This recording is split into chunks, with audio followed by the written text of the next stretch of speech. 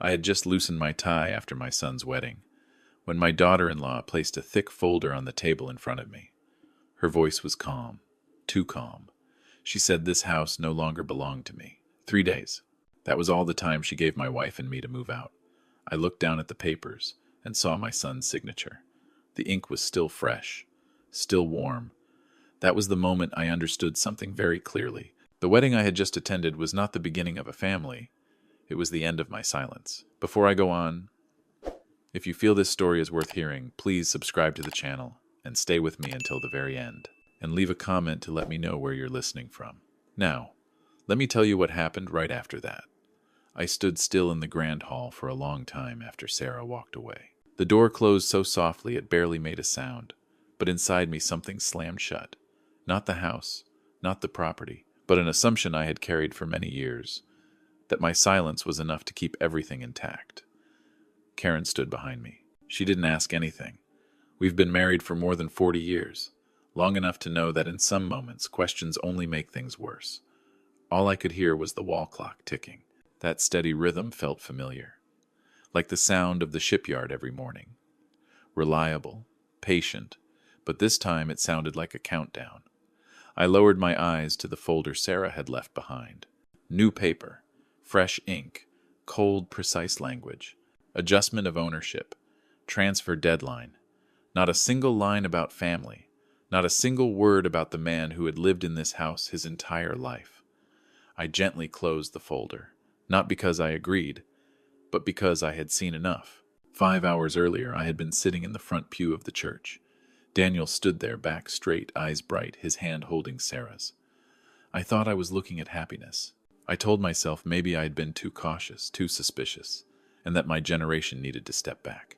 I believed that until I stepped into the back hallway to check my phone.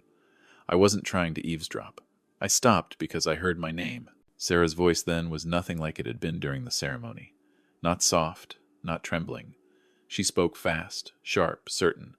Vince let out a quiet laugh. I remember the sentence clearly because of how calm it was. He already signed. We just wait until after the ceremony, and it's done. I didn't step out. I didn't make a scene. I leaned against the cold stone wall and let every word pass through me. They talked about the power of attorney like it was a small object misplaced. They talked about Daniel as a necessary condition, nothing more. And they talked about me like an old door, one that only needed the right way to open. When I returned to the ceremony, Daniel looked at me and smiled. I smiled back, not because I wasn't hurting, but because I needed to be sure. Throughout the reception, I watched more than I spoke. Every time someone mentioned me, Sarah would place her hand on Daniel's arm. A small gesture, but a controlling one. I had seen that before in technical drawings with subtle misalignments only an engineer would notice. After the ceremony, while the guests were still around, Sarah changed. She stopped playing the bride. She stopped keeping her distance. She walked straight into my house like an inspector at a site visit. Looked around, nodded. Then right in front of me, she placed the folder on the table. No hesitation, no explanation. She believed everything was already finished. What caught my attention wasn't her boldness. It was the look in her eyes when I didn't react. She was waiting for anger, for shouting, for collapse. But I've spent my life with the sea. I know storms don't need to scream. When Sarah left, I didn't follow her. I didn't call Daniel back either. I needed time to put everything back in its proper place. I sat down in the old wooden chair by the window. The chair I had repaired with my own hands after the storm 15 years ago. I remember that day clearly. Daniel was still a boy, watching me work, asking why I didn't just buy a new one. I told him some things don't need replacing. They just need understanding. Karen sat across from me. She rested her hand lightly on the table. "We still have a home," she said. Not as a statement, as a reminder. I nodded. Yes, we still had a home, and memories, and years Sarah knew nothing about. She thought my silence was emptiness, but to me, it was where I stored everything that mattered. That night, after everyone had gone, I opened the safe in my study, not to take out money, but to check something else. Old documents, decisions I had signed a long time ago, when Daniel was still in high school. I did it not because I doubted my son, but because I understood that life doesn't run on trust alone. I closed the safe and sat in the dark for a long time. Outside, the Seattle rain began to fall. Soft, steady. I knew then. From the moment Sarah placed that folder on the table, this story was no longer about a wedding. It was about who thought they held the power, and who was truly waiting for the right moment to open the door. The next morning, Sarah began playing the role of someone who cared. No announcement, no asking for permission. She showed up in the kitchen early, wearing a light sweater, holding a cup of coffee, as if she had belonged to this house for years. Daniel stood beside her, nodding at me out of habit. That was when I realized something. From that moment on, everything would be said in a low voice, slow, always paired with a look of fake concern. "Dad should take his medication on time," Sarah said, placing a familiar box in front of me. I stared at it for a long moment. It looked exactly like the one I used. The label, Karen's handwriting. Everything was right. Everything. Except one small detail. The smell. Very faint. But to me it was different. I didn't say anything. I took it as usual. Not because I trusted her, but because I needed to be sure. All that day, Sarah stayed in the house longer than necessary. She rearranged a few things, moved some items around, and she was always nearby whenever I stood up. The way she watched wasn't care. It was inspection. In the afternoon, Daniel pulled me out to the back porch. My son spoke slowly, choosing every word, like he was talking to someone who forgot easily. He said Sarah was worried about my health, that I had worked too long, that it was time for some support. I listened. I nodded. I didn't argue, because I realized that in my son's eyes, I had already started becoming a different version of myself. That night, Karen asked if I felt tired. I said yes. It wasn't a lie. I was tired of pretending not to see what was happening inside my own home. Tired of every gesture of concern carrying another purpose. 2 days later, new devices appeared. A health tracking watch. Small sensors placed near the bed. Sarah said it was for peace of mind. Daniel agreed almost immediately. I noticed Sarah's eyes when I didn't object. Not relief, satisfaction. That night I didn't sleep. Not because of the devices, but because of the whispers coming from my study. I stood behind the half-closed door and heard Sarah's voice. Low, even. She was on the phone. I couldn't catch every word, but it was enough to understand one thing. The plan didn't stop with paperwork. The next morning, I checked the medication again. I didn't change anything. I only observed. I let Karen drink her coffee first, then I drank mine. Nothing happened right away, but by noon, my head felt heavier than usual. Not pain, just slower. As if someone had turned the volume of the world down, just a little. I sat at the table and opened an old notebook. I started writing everything down. The time I took the medication, the way Sarah spoke. When Daniel appeared, I wasn't writing to accuse. I was writing to stay awake. That afternoon, Sarah invited someone to the house. She introduced him as a support specialist. He asked me simple questions. Dates, street names. I answered correctly, but slower than usual on purpose. I wanted to see what he wrote. When he left, Sarah let out a very soft breath. She thought she had moved one step forward. That night I removed the tracking watch. I didn't throw it away. I didn't break it. I gently opened the back. I had worked with more delicate equipment than this for years. Inside was a small component, enough to record sound at close range. I put it back together and placed it where it was before. Only one thing was different now. It wouldn't be listening to just me. In the days that followed, Sarah talked more about nursing homes. Not directly. She told stories about quiet places, places with caregivers, safe for older people.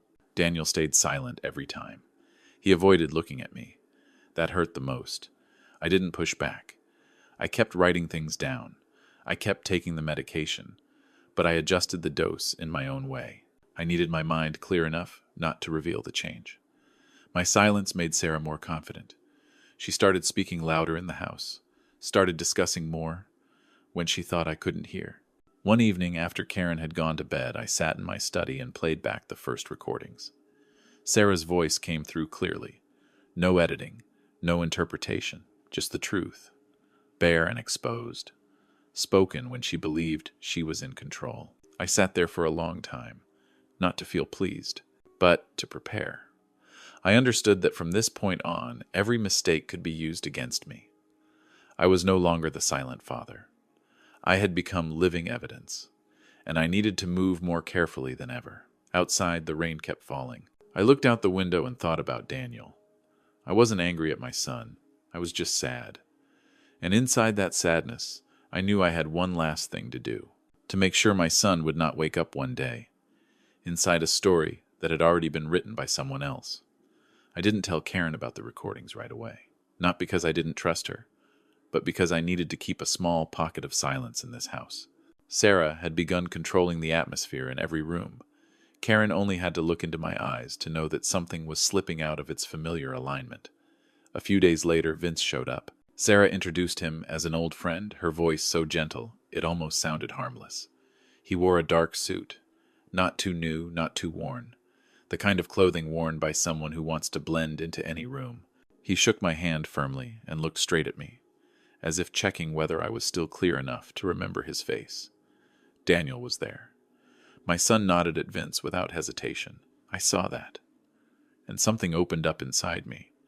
Not because of Vince, but because my son had accepted his presence too quickly. They talked in the living room, voices kept just low enough. Words like restructuring strategic partners and asset optimization came up more often than necessary. I sat at the dining table nearby, pretending to read the paper. I didn't need to hear everything. I only needed to hear enough. My shipyard was mentioned for the first time that afternoon, not as a legacy, but as a burden. Vince said the market was changing. Sarah said keeping the yard for emotional reasons was not practical. Daniel stayed silent. He didn't object, and that silence weighed more than any words. That night, I went down to the yard alone. The smell of wood, old oil, and familiar metal slowed my breathing. I built that place when Daniel still couldn't read. Every vessel that left carried a piece of my life with it. And now, it was being placed on the table like a product. The next morning I found a stack of papers on my work desk, not openly displayed, not centered in the room, just placed so I would accidentally see it. A contract. Not the original, a copy, but the signature at the bottom was unmistakable. My name. My handwriting. Too familiar. I held the papers for a long time. I didn't shake. I just felt cold. Not from fear, but from realizing they had gone further than I thought. The signature had been copied carefully. Whoever did it understood my habits, understood them too well. I didn't take the papers back into the house. I put them right where they were. I needed them to believe I hadn't noticed anything. Instead, I opened the notebook I had started days earlier. I wrote down the date, the time, names, exact words as closely as I could remember. No emotion, no assumptions, just record. That afternoon, Vince came back. This time he brought someone else, introduced as a broker. The man avoided my eyes. His gaze passed over me and moved on quickly. I had seen this type before back in my contract days. They're only comfortable when things stay unclear. Sarah said they wanted to resolve things early to avoid complications. I asked what complications meant. She smiled and said, I didn't need to worry. When someone tells you not to worry, that's usually when you should worry the most. Daniel pulled me aside on the porch. He said everyone was just trying to help, that the shipyard was too much for an older man. I looked at my son for a long time. I saw a child in an adult's body, repeating what had been fed to him. I wanted to ask if he remembered falling asleep on the drafting table in the yard, but I didn't. That night, I played the recordings again. Vince's voice came through more clearly than I expected. He talked about price, timing, about how the old man won't understand. Sarah laughed softly. Not loud, but enough to make everything clear. I wasn't angry. I was sad. Sad that Daniel was standing in the middle without knowing it. Sad that I hadn't taught my son how to recognize when care turns into conditions. In the days that followed, I moved more carefully. I backed everything up. I kept the originals where only I knew. I didn't call a lawyer. Not yet. I needed them more confident. I needed them to take a few more steps, right into the trap they believed I couldn't see. One morning, Sarah said I should rest more. She suggested I limit my trips to the yard. I nodded. I said I was tired. That part was true, just not in the way they thought. That afternoon, I sat alone in my study looking out at the sea. I opened the notebook again and wrote on a fresh page, the day everything was placed on the table. Not the day they betrayed me, but the day they believed I had let go. I knew that from the moment Vince walked into this house, the story had shifted into another phase. No more whispers, no more small arrangements. It had become a negotiation, and I, still silent, was standing in the middle of the board waiting for the right moment to move a single piece. I chose that dinner not because of emotion, but because of timing. The rain had finally stopped after days of falling, and Seattle was wrapped in a rare quiet. I told Daniel I wanted the whole family to sit down and speak clearly about the future. I used the exact words Sarah always used. Clear, stable, no dragging things out. Sarah agreed almost immediately. She even offered to cook dinner. It sounded friendly, but to me it was a sign of too much confidence. When people think they've already won, they stop keeping their distance. I sent the invitation simply. No explanations. Just enough to bring everyone to the table. Sarah arrived early as usual. She looked around the dining room, checking the lighting, the chairs, the position of the table. I realized she had already started seeing this place as hers. Vince was not invited. That made Sarah hesitate for half a second. But she didn't ask. She believed it was no longer necessary. Daniel arrived last. My son looked tired. I could see it clearly. Over the past few days, he had been pulled between conflicting voices. I looked at him and understood that if I didn't end this the right way, he would carry it for a very long time. Dinner went on as if it were normal. The food was hot. Cutlery touched softly. Sarah talked about long-term plans. She spoke as if everything had already been agreed upon. I let her talk. I nodded in a few places. I kept the pace slow, the way I always did with the sea when it grew restless. When dessert was served, I placed an envelope on the table. Not large, not thick. Sarah saw it immediately. Her eyes lit up for a brief second, then returned to normal. She thought it was what she had been waiting for. "I've been thinking," I said. My voice was even, not raised, not low. "About what you've been proposing." Daniel looked at me. He waited. Sarah smiled. Just slightly. I opened the envelope. But I didn't take out any papers. Instead, I placed a small device on the table, and I pressed a button. Sarah's voice filled the room, not loud, but clear. A soft laugh. Sentences that sounded harmless on their own, but when stitched together, formed a picture no one could deny. She talked about speeding things up, about how he wouldn't notice, about Daniel as a condition to get through. No one spoke. Daniel stiffened in his chair. I didn't look at him. I let him hear it for himself. I let the silence do its work. Sarah stood up. Her chair scraped back a little too hard. She said it was a misunderstanding, that the recordings were edited, that I wasn't well and had misheard. She spoke very fast, too fast. I placed another device on the table. This time it was Vince's voice, talking about the shipyard, about price, about signatures. No laughter, no disguise, just raw calculation. Sarah fell silent. This silence was different from the ones before. It wasn't strategy. It was the sound of having nowhere left to stand. At that moment, the dining room door opened. My lawyer walked in. He wasn't in a hurry. He greeted everyone politely, then placed another stack of papers on the table. He explained that all the contracts being discussed were invalid, that the shipyard and the house had been placed into a trust many years ago, that no recent signature could change that. Sarah looked at the documents, then at me. For the first time, there was no control in her eyes. She asked why I hadn't said anything sooner. I told her I wanted to see how far she would go. Daniel stood up. He asked me why. I looked at my son. I told him I needed to know who was standing beside him for family, and who was standing there for something else. I said, "The truth needs to be seen, not explained." The lawyer added a few more words, about stored evidence, about actions that lacked transparency. He spoke calmly. No accusations, no threats. Just facts placed where they belonged. Sarah left right after that. No goodbye, no looking back. The room became strangely quiet.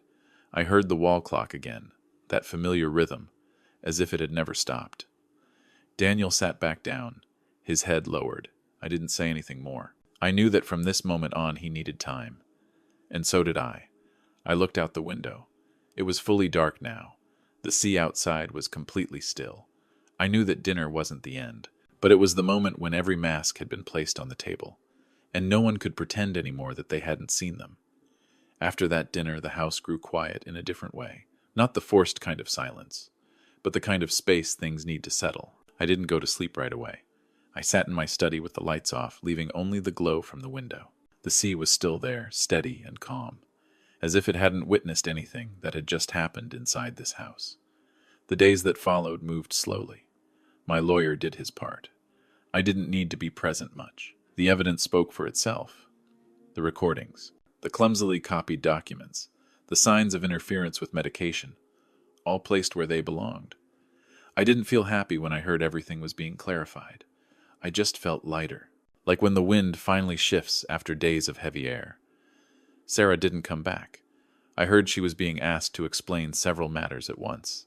No loud scenes, no public accusations, just doors quietly closing in front of her. The same with Vince. I didn't follow what happened to them. I didn't need to. Every life has its own trajectory, and I chose to step away from theirs. Daniel stayed. My son didn't say much. In the mornings, he came into the kitchen earlier, made coffee for Mom, then sat across from me without speaking. I let him be silent. Some lessons don't need words. A week later, I handed Daniel an old set of protective gear. The sleeves were worn at the cuffs. The helmet had a small scratch. He looked at me surprised. I told him that if he wanted to understand what I had built, he should start where everything began. Not on paper, but with his hands. The first day at the yard, Daniel was awkward. He was used to drafting tables, screens, perfect straight lines. Here, nothing is perfect at the start. Wood has grain. Metal has weight. Every mistake leaves a mark.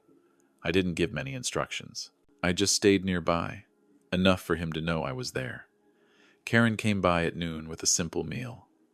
She looked at us without saying anything, but her eyes softened. I realized I had neglected moments like this for too long, moments that don't require proof or defense.